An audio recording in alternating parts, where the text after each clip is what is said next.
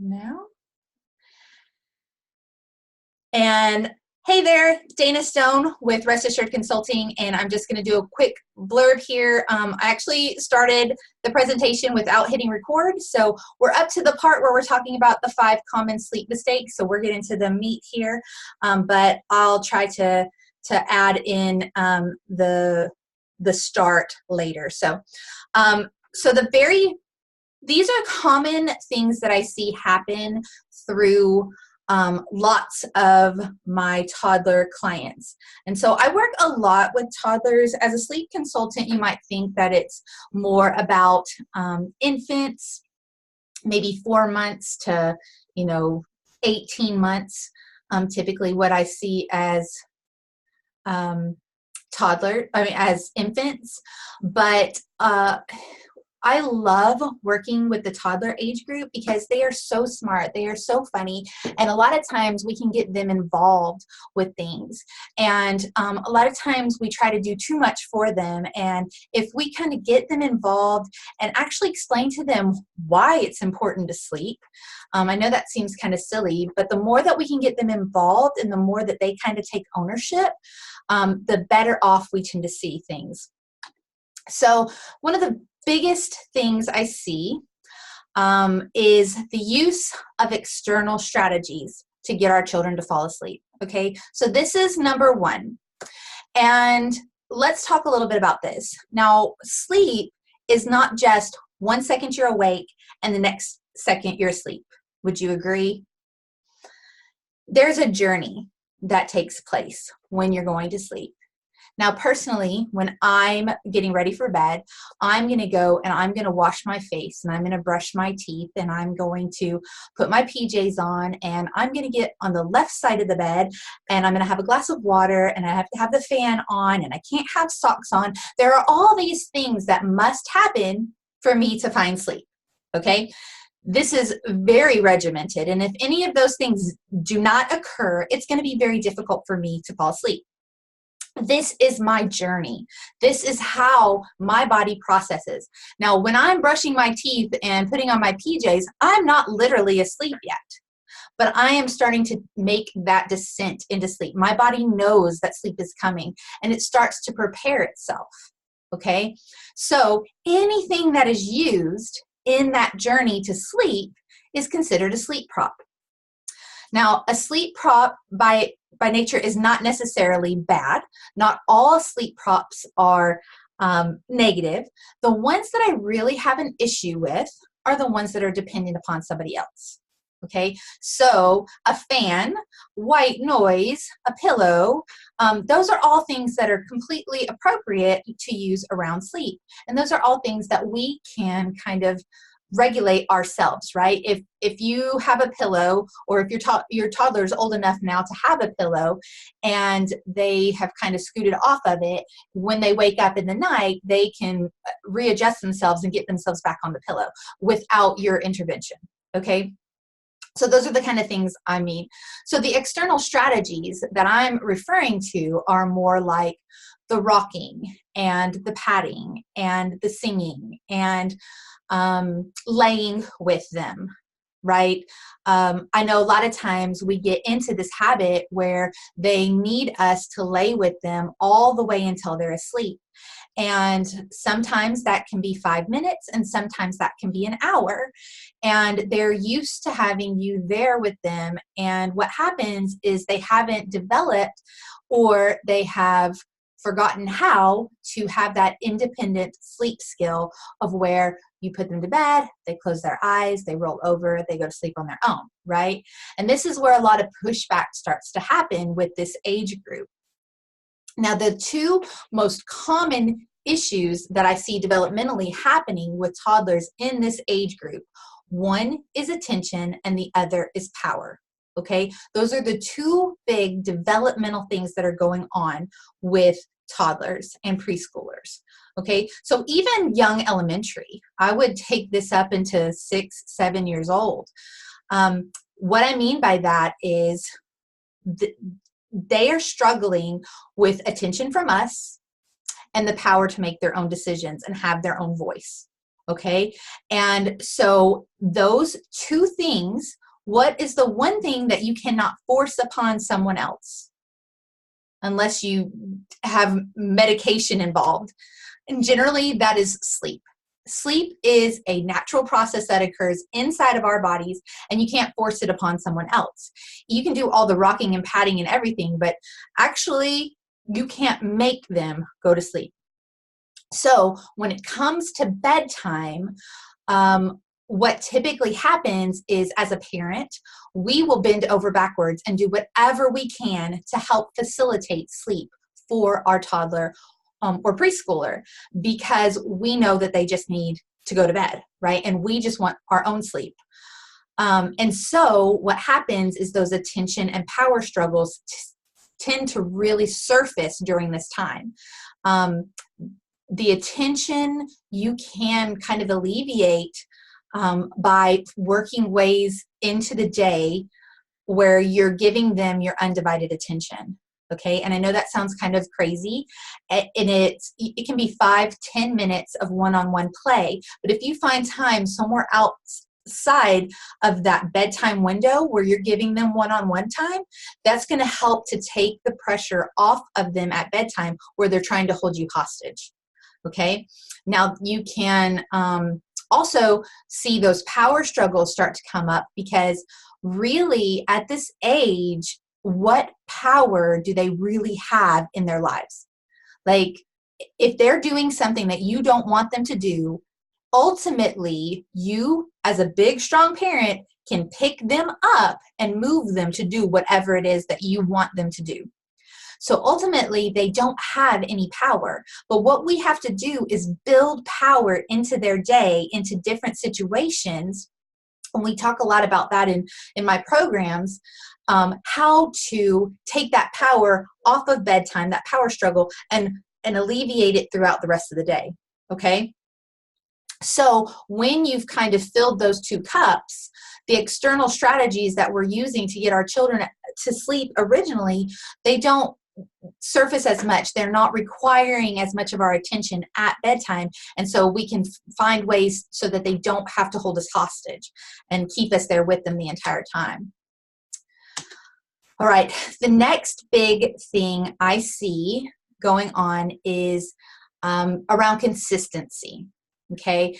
And what I mean by this, and I kind of touched on it a little bit earlier, we tend to, if something is not working after one day, we jump ship, maybe 2 days, we jump ship, we abandon, and we think, okay, well, this isn't working, and we turn and try to do a different strategy.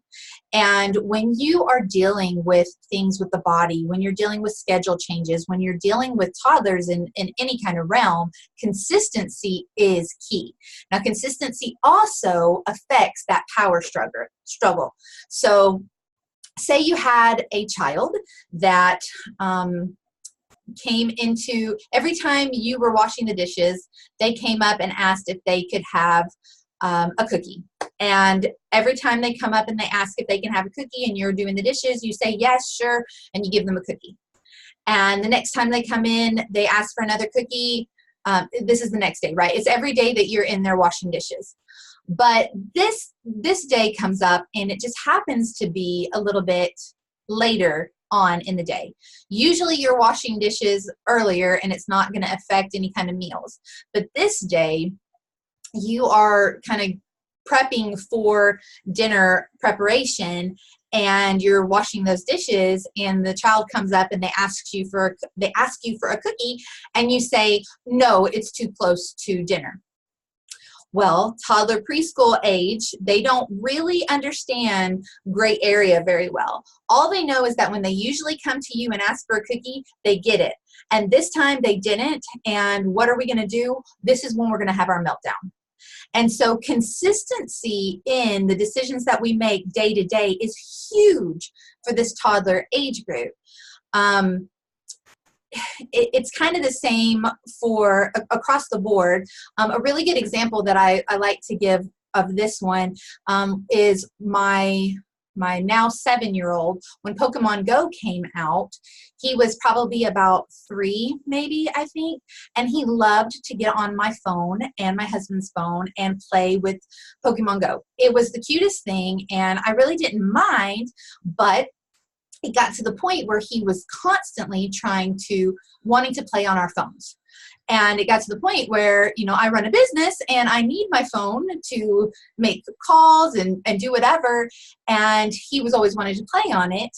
And besides the electronic issue and too much time, we needed to find a way to where we could be consistent, because what was happening is we were having these meltdowns. Every time we would say no, or every time we would end it, he would have a total come apart and a total meltdown, no matter where we were, what the situation was. And so what we had to do was find a way to build some consistency in our answers. I didn't mind him playing. I actually thought it was super cute, and I thought it was a fun activity for us all to play. So what could I do to build some consistency? And so what we decided to do was put a timer on it, and that he could only play on my phone and his dad's phone one time a day for 10 minutes. And when we kind of put those boundaries in place, then all of a sudden, it didn't happen immediately. We still had those meltdowns for the first few days of implementing, but eventually he got to the point where he could set the timer on his own, and as soon as the timer went off, he would literally hand us the phone back, and he knew at that point he was done. And the meltdowns completely went away around that whole situation. And it was because we found a way to build consistency in. So what I'm really trying to say here is, you give a plan, 2 days, and they're not sleeping through the night, and you wonder why, and you give up and you try something new. Consistency is so big. There is a reason that when I'm working with clients, our plans are typically 14 days long at minimum, because it takes that long to make changes. Okay. Number 3, and we're kind of blowing through these, aren't we? Number 3 is we are dropping naps too soon. This is a huge one that I see in the toddler preschool age. Okay, and various reasons. The transition from nap to no nap is one of the hardest transitions on the body. To go from a 6-hour wake window to a 12-hour wake window is so incredibly difficult on the body.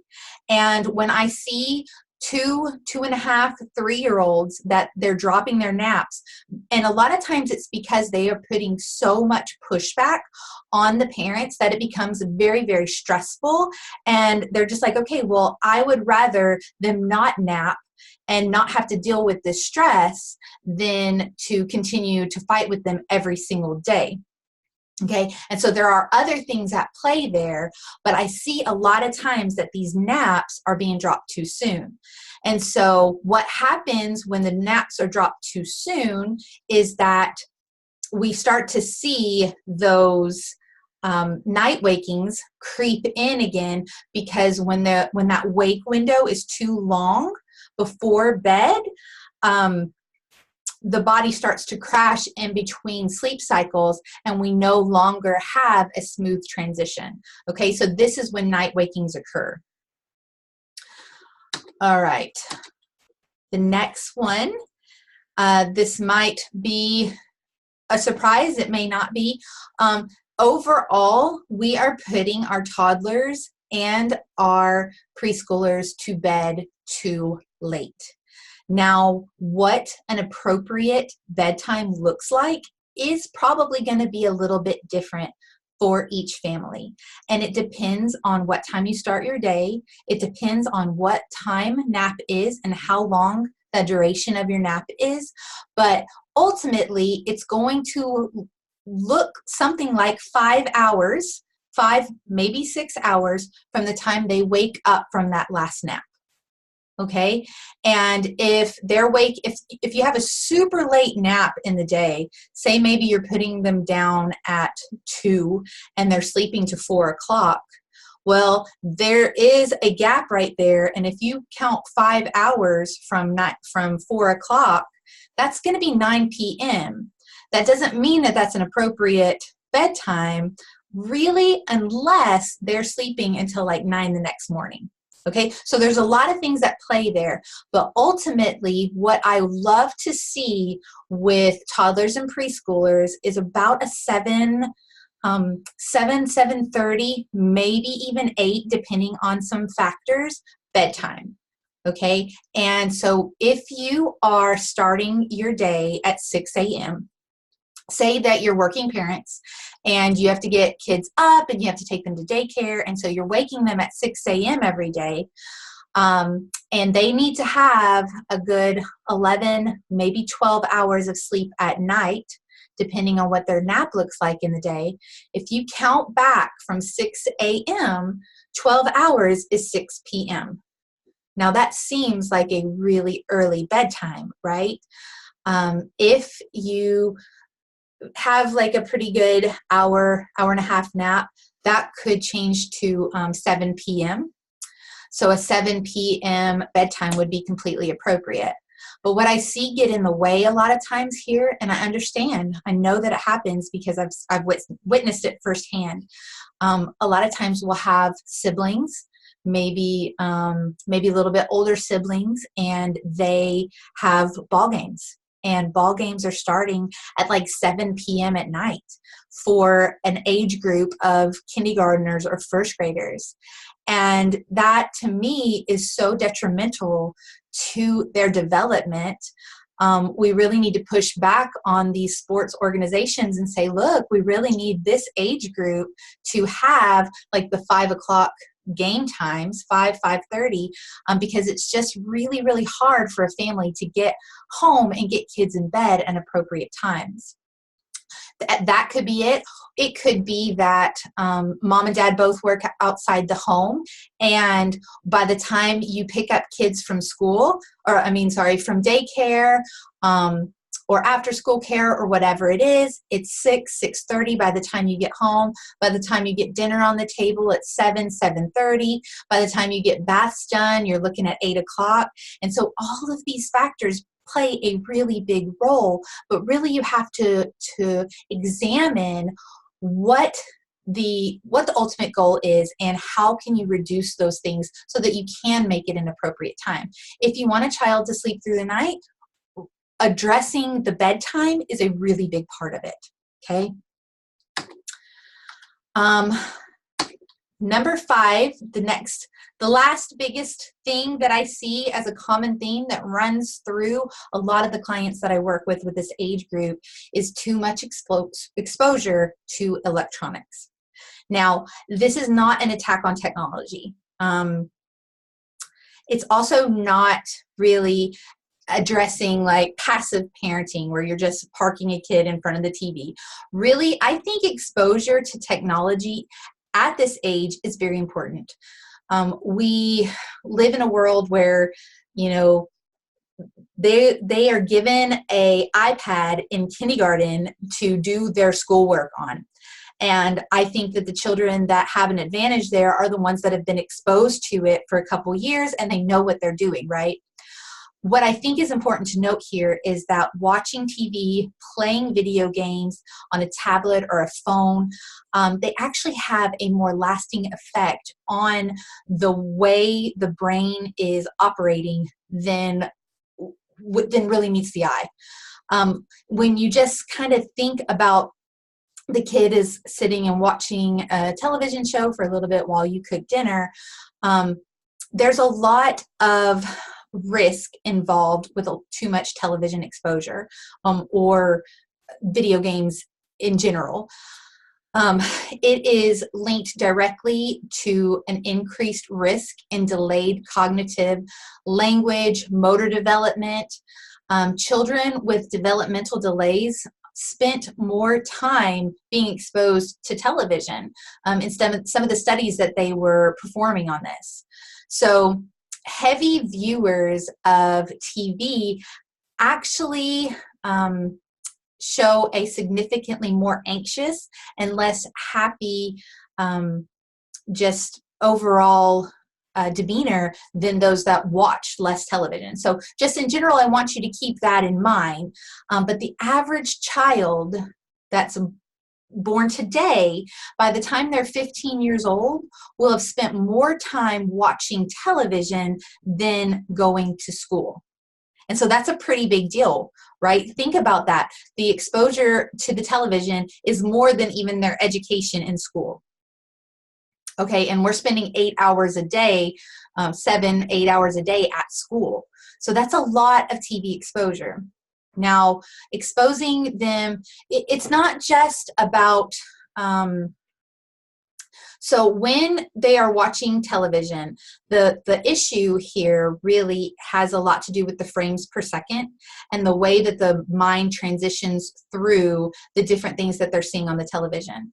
I also think this has a direct link to like ADHD and hyperactivity because when you are used to all of the flashing and the brain is going really fast to comprehend everything that's happening with the TV, when you're away from TV and you're just dealing with speed of normal life, everything seems a lot slower. And so children complain a lot about being bored and they don't know what to do. And it's because things aren't going as fast for them. What I think is important here is to maybe limit the amount of exposure that you give your children to electronics, to the television as they get older. A rule that we have in our house, and it took a while, I'm telling you that consistency is huge. It is, you know, the kids know how to use, I have to be careful, Alexa. And they will set their timers on their own.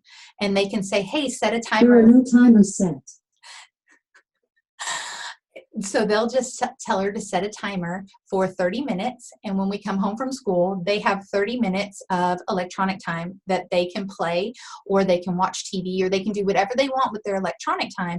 And then when it's over, that we're done with it. Now, we might sit down a little bit later and maybe watch a family show together. But one of the biggest things I want you to start looking at is that hour and a half before bedtime should have no screen time in it whatsoever.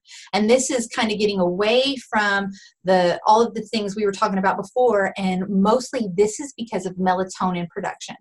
Now, melatonin is our hormone that helps with the onset of sleep, but it also helps keep us asleep throughout the entire night. And so it starts to produce in our bodies about an hour and a half before bedtime. And so if you can keep that hour, it doesn't really matter if it's light from an overhead light or a lamp or the TV or the iPad or an iPhone, whatever it is, when light hits the eyes communicate with the area of our brain that produces melatonin, and it says, do not produce melatonin. It's daytime. I don't need that. And so about an hour and a half before bedtime, what you should do is start to kind of dim the lights, take out all screen time, and that will allow that melatonin production to increase in the body. Again, this doesn't happen overnight, but then what happens is you now have enough melatonin to help with the onset of sleep. This is going to help them feel sleepy at bedtime so that when they lay down, they can fall asleep quickly. It should take a well-rested person between 5 and 20 minutes to fall asleep. Okay, so it is completely within the realm of normal for a child to lay there for 15, maybe 20 minutes before falling asleep. If it's taking longer than that, then there's some other things at play. And one of them could be that their melatonin was not high enough. It could be that their wake window is not right. It could be that there's some other thing that's preventing them from being, from that onset of sleep. Okay? So those are my big 5. And I guess this is a really good time. Does anybody have any questions around those? I'll give you a second to kind of think of any questions or clarification that you'd like on any of those 5. You can send them directly into the chat. You can send them to Emily. Okay.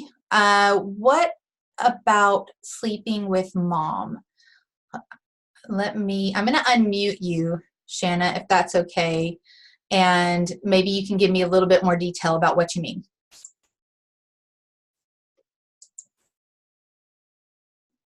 Shanna, are you there? I'm here. Can you hear me? Yeah, I can hear you. Okay. So one of my issues with my husband and I, my daughter's 3, and if you hear in the background, don't judge me. I don't judge. Because we just got out of the bathtub. But she still sleeps in the bed with my husband and I, and part of that came from when she was a baby. He was terrified that she would, something would happen to her in her crib. So I bought this really nice, expensive crib, and she never slept in it. Oh. Now she has this really beautiful decorated bedroom, and she still doesn't sleep in it. But it's upstairs, and so he's now terrified that she wakes up during the night, she's gonna go tumbling down the stairs. Yeah. So how do I do that? Like, how do you address those kind of things? Yeah, so there's a lot of play there. First is dealing with the anxiety, right? Because, like, I'll admit, like, I'm a super anxious parent. I really am. My children slept in the room with me until they were a year old, but they were in their own cribs, right? In the room with me, in their cribs. And then the transition to their own rooms, like, that was pretty hard. But once you get them in there, you really start to realize, that they're going to be okay. You can set things up like the monitor. I still have a monitor on my 5 and 7-year-old, which is kind of crazy, right? But that's how anxious of a mom I am. And so kind of talk to your husband about things that are going to make him feel, a little bit more at ease, right? They're legitimate feelings, and there must be there's something in his past where it makes him super afraid of things like that, right? So, but the move itself for your daughter could become, it's quite an undertaking, right? And that's kind of where I do come in. I do have programs set up specifically to kind of take you step by step through what it would take to get her in her own bed. Now, I would probably do like a combination of getting her involved with why she wants to sleep in her room. But also what we would do is a step-by-step approach to getting her in her bed, and you kind of would be with her, and we would slowly remove you from the picture so that she gets used to it, and you're not just locking her in her room and saying, hey, you do this, you sleep in your bedroom all night long, even though for the last 3 years you've slept with mom and dad, because that's a pretty big change, right? All at once to happen. And so we progressively try to do that over the course of a couple weeks and start them in there and then get you out. So that's definitely a hot topic and a very big thing that a lot of my clients are struggling with. Does that kind of help? I know that doesn't give you a step-by-step, but it tells you kind of that there are things that we can do. And we're going to talk about one of my programs that's coming up that might be a really good fit for you. Awesome. Well, I really appreciate that. And everything you said, I really agree with. It's just, I got to get my husband on board, but yes. And that is a really big part of it too, right? Because otherwise, even if you're trying to do it and he's not comfortable with it, the moment that you put her in there and he wakes up, he's going to go get her and pull her back into the bed with you guys. Right? Like that's what it is, right? And so addressing those things head on is a really big part of it. And I would say that our program probably helps with that too, because I like for mom and dad to both be involved so that you can really get to the root of why we're doing everything the way that we're doing it and kind of ease some of those things. So, I've got another question. Yes, no problem. I've got another question. It says, my kiddos don't have a problem going to sleep. My daughter is a few months from being 5 and doesn't sleep through the night. She gets me up to potty, but says it's because she had a bad dream. Sometimes I can tell that she truly is afraid from a dream, but other times I feel like she just wakes me up to help her potty. My son is 18 months old and sleeps through the night and has since he was born, only waking up to eat. Okay, so I don't know what your name is because it came in as Moto G6. I'm going to unmute you if that's okay. Oh, actually, you'll have to unmute yourself.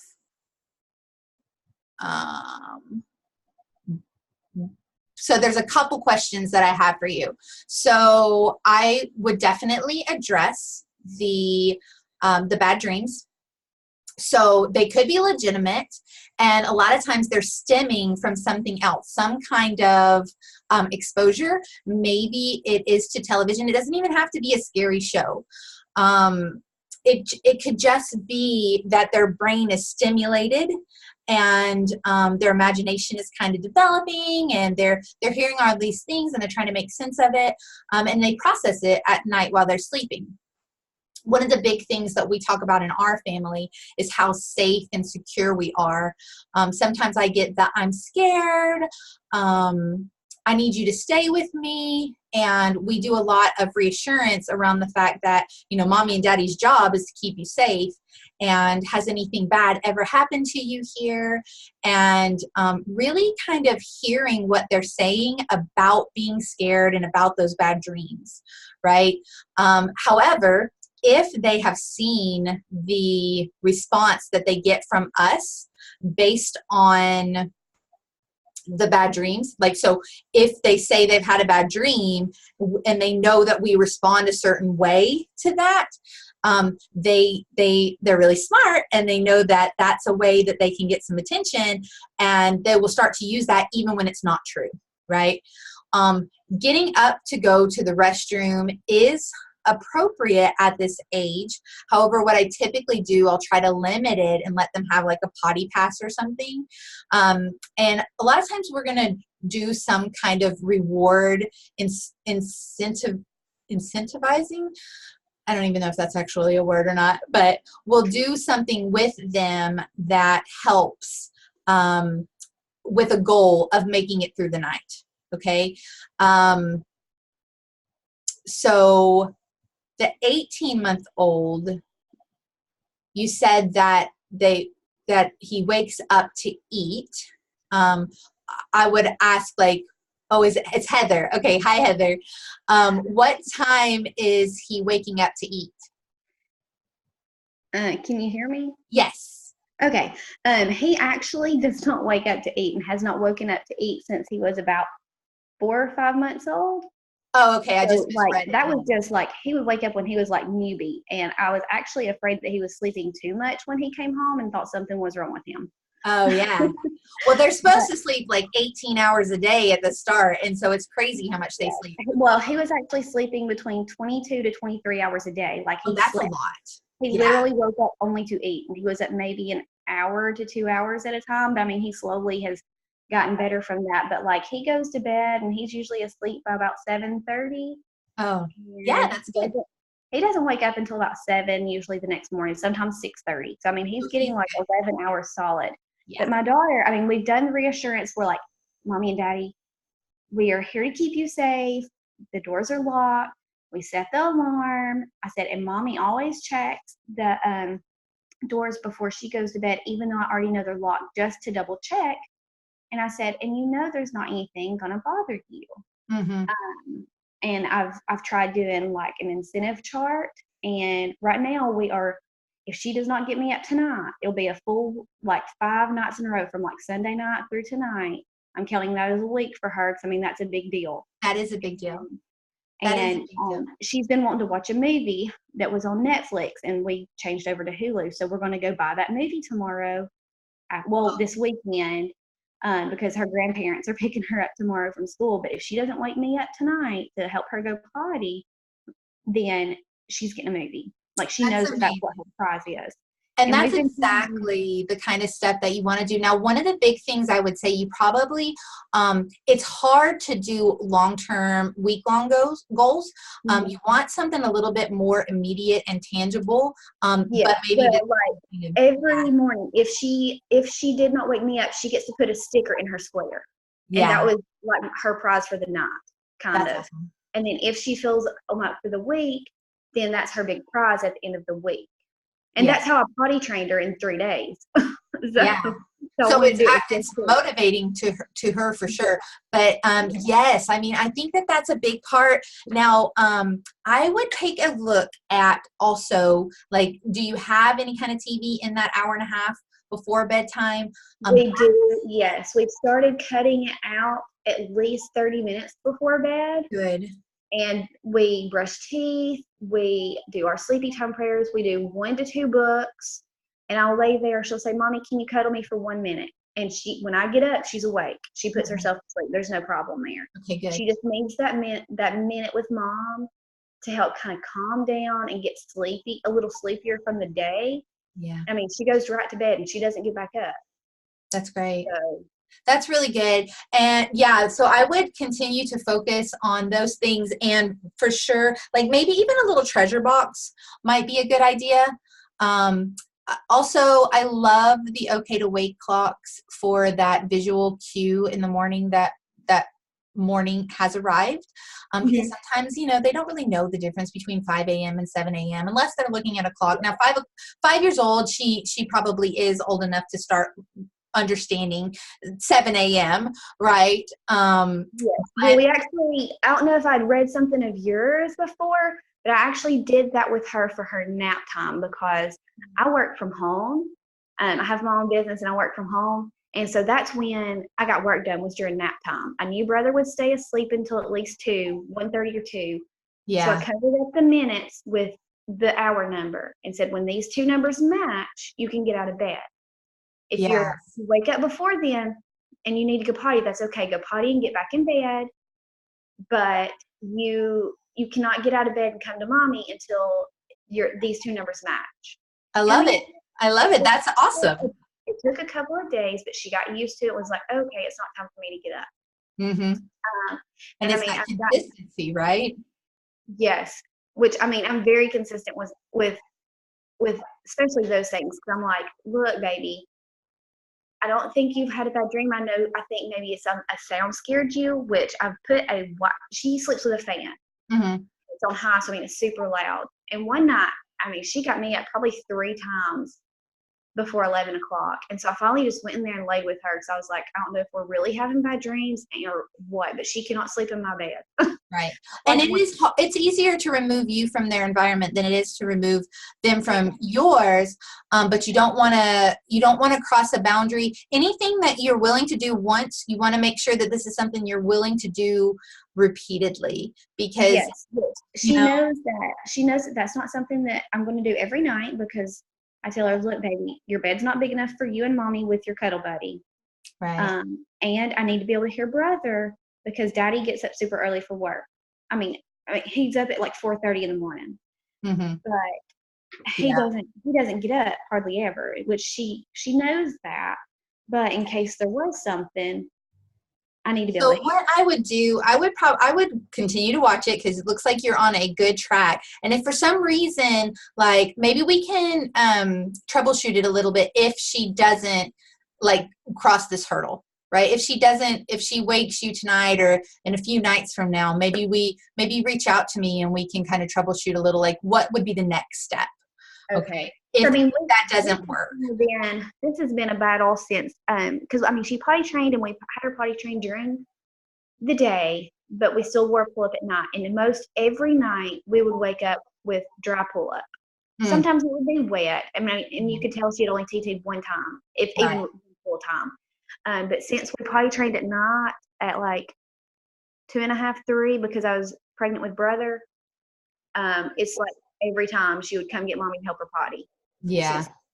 Which is an attention thing, right? That could actually be how she's getting some of the attention. Yes. Well, she passes her bathroom. Like, it's literally right outside her bedroom door. And our room is on the other side of the house. And so she'll walk all the way to you, get you, and have you help her. Yeah.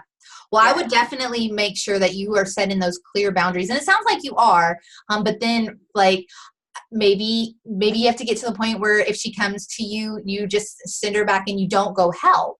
You know, sometimes you have to draw that line and just have it and say, you know, if you come to me, you know, I'm just going to turn you around, and then there's no use in coming, right? Yes, which we've tried that. Yeah. And then she starts crying and wakes Dad up. Right.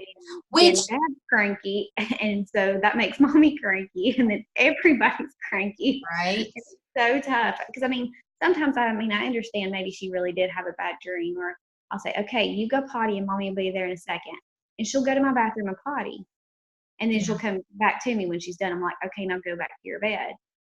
But that one night, I finally went in there to her when she had gotten me up 3 times before 11 o'clock.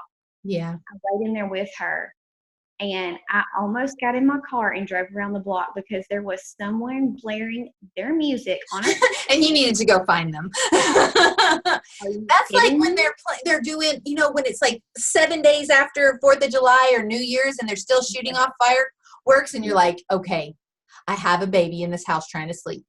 Yes. I mean, like Mad Mama Bear was almost out the door. I'm like, I'm giving them 5 more minutes, and if it is not stopped, I am going around and then calling the police. I love it. Okay, well, keep me posted. Let me know how things are going. That sounds like you're on a really good roll, though. All right, thank you. Yeah. Okay, so the other things I have to kind of cover with you guys, really, I've got a group coaching program that I'm so excited to launch. You guys are actually the first to hear about it. So I have my Sleep for Toddlers online group coaching program that is launching. The next round is going to start November 3rd. And what this is you get the personalized attention of a sleep consultant, but in the group atmosphere. So you get 4 weeks to work with me. You get a prep week, 2 weeks of implementation, and then a week of just consistency, maintenance, bonuses at the end of that month. You get a customized plan built for you specifically around a questionnaire that you answer around things that are specific to your family. So, you know, it's hard to read a book and for them to come back with, okay, but in this situation, we need to do this. And we talked about some of those things about what time we wake up in the morning and what time we're doing naps. And so I build a plan that's specific to you, your family, where your child is at developmentally right now. And it's all customized completely to your situation. And then we have live weekly Q&As and daily group check-ins. So we'll have Q&As kind of like this, where we'll do like a Zoom, maybe more on the Facebook Live inside the group. And you get to come with all of your questions, or you get to hear what other people are struggling with. And so maybe in a couple of nights, you kind of experience that same thing. I really like learning in a group setting because I'm always that person that's kind of a fly on the wall. I listen to what other people are sharing, and I learn so much from those kind of situations. Also, you kind of get prepared on what could happen down the road. Maybe you're not experiencing it right now, but you're seeing what is possible. Daily group check-ins where we'll go in, we'll kind of check in the groups. I'll have a community manager that's kind of making sure that all the questions are asked and that we're moving in the right direction. We also take a look at your logs daily and make sure that your progress is headed in the right direction. Okay. And I have a self-paced e-course that you get access to that kind of builds the foundation. So I give you a customized plan, and then the e-course kind of walks through the different components of it so that you are set up for success. You can do that at your own leisure. You don't have to be online at a specific time. You can go through it during that prep week and kind of understand the background of all the bones and what we're doing, why we're doing it. And this is going to be where we're putting our plan together on how to get, you know, our child moved into their own sleep environment. And I give you a play-by-play of, okay, on night 1, we're going to do this. On night 2, we're going to do this. And you get all of the steps that you need so that it's not just a cry fest. You're actually teaching them how to have healthy, independent sleep skills. You have 1 year access to the e-course. So if you ever have a bleep down the road, or you wanted to review something, or maybe you even had another baby and you want to kind of review some things, you've got that access. And then you also get to be put into a special Facebook group that is only for my alumni, and I answer questions here and there around just different things that come up that you don't necessarily need to go and pay for a whole nother consultation for. You get support. So this whole program is $397 for an entire month of working with a consultant and making friends and going through it together. We've got toddlers and preschoolers, and it's just a really, really good environment, and I'm so excited about the launch of the course. So the next session is going to start on November 3rd. That's when prep week will start. So if you register before October 28th, you can use the early bird coupon and get $25 off. And also, just for my webinar attendees, just you guys, you actually, if you register before tomorrow midnight, you will get a one-on-one review session with me, not in the group setting, just us talking about your stuff. You get to pick my brain about everything. You get to pick when that review session is. It could be any time during the entire month. So that'll be a free gift just for you. And then if you want to connect with me, I don't know if you are familiar with my podcast, Winning at the Mom Life, but I am loving it, and I would love for you to tune in and check out Winning at the Mom Life. It's all about how to really make the best out of our lives so that we're designing a life that we love. And that's really all that I have. I'm going to email you guys an email that has all of this information in it. You'll get a replay link, and then you'll also get the registration link if it's something that could be a good fit for you guys. If you want to follow up with me, you are welcome to email me at dana@restassuredconsulting.com. And really, I'm so glad that you guys joined me tonight, and I hope that you learned something and that there's something that you can implement in your lives. So that's it for now, and I will catch you guys later. Bye-bye. Thank you so much for joining.